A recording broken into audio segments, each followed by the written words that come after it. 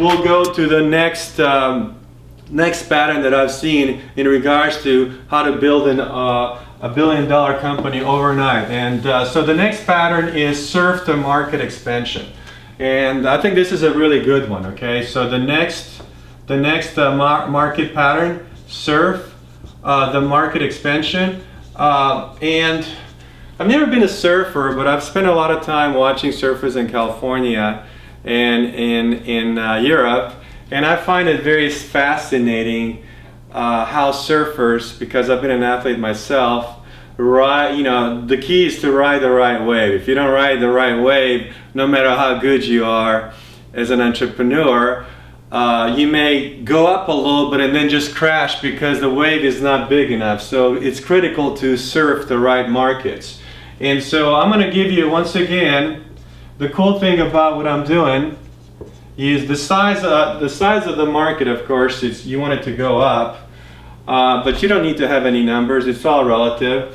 And one of the other things I want to point out is that you want to pick big markets, of course, if you want to build a billion-dollar startup almost overnight, because you have to have enough markets, a size of a market to absorb you becoming a billion-dollar startup. It's just simple mathematics, first grade math, I think, actually. So in this case, a perfect example is the social media market, okay?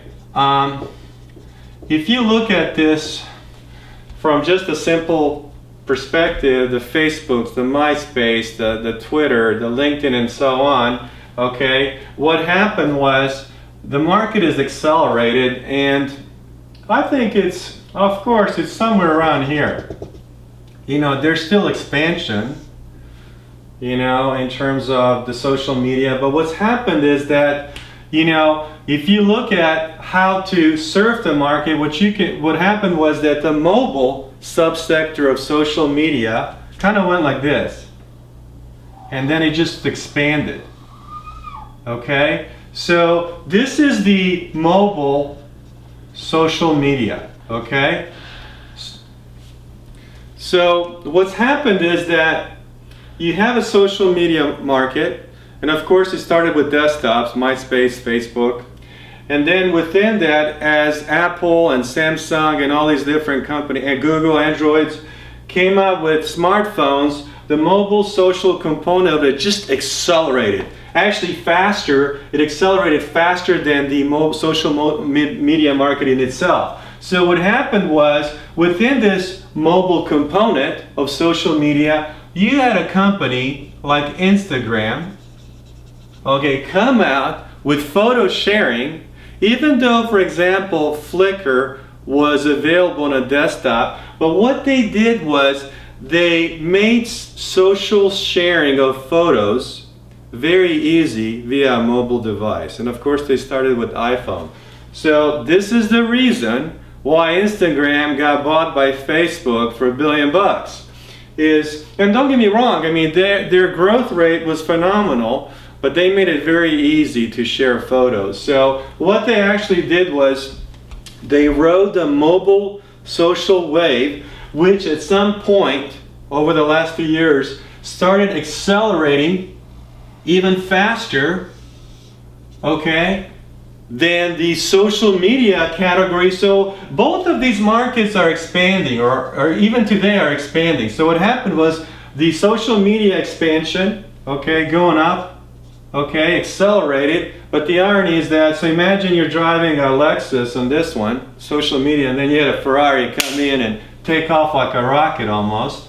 And so this is why Facebook ended up buying Instagram, because their acceleration was much faster. And of course they did it as a protective measure against Twitter and some of the other players in buying Instagram. So now that they've absorbed Instagram, one of the key things and really cool things that they've done is they try to keep it separate as much as they can.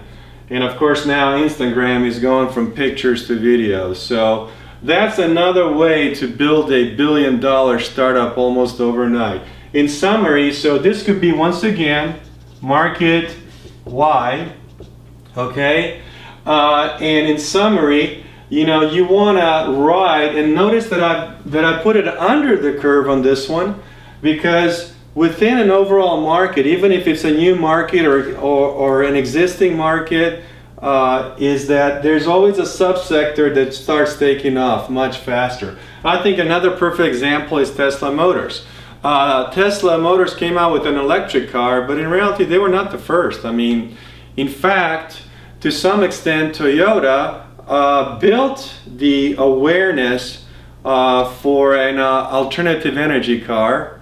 Let's just call it a healthy car, I guess you could say that, by coming out with hybrids. So the combination between an electric motor and a gasoline, which is what Prius was, created an awareness for something even better. But if you study the history of cars, which I have done because I love cars, I actually even have studied how to manufacture a car from soup to nuts, is that the electric car was invented, think about 150 years ago.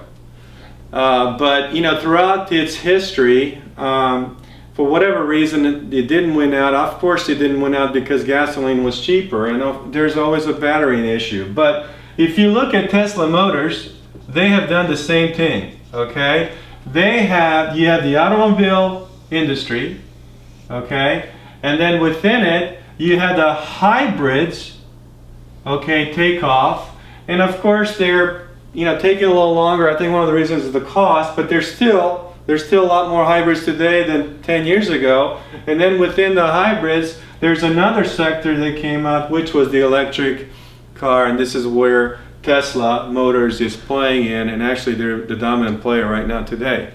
So that's another way to build $1 billion startup almost overnight, and that's where Elon Musk, the former founder of PayPal, took advantage of the situation and rode that market and is still riding it. If you look at the stock today, Tesla in value is pretty high. So this is the second way or market pattern. If you look at it from a complexity science perspective, not a marketing perspective, is that the markets, how they flux and change and evolve, and so this is another way to create a $1 billion company almost overnight. Okay. Now the other way is the third way is to ride the overall market.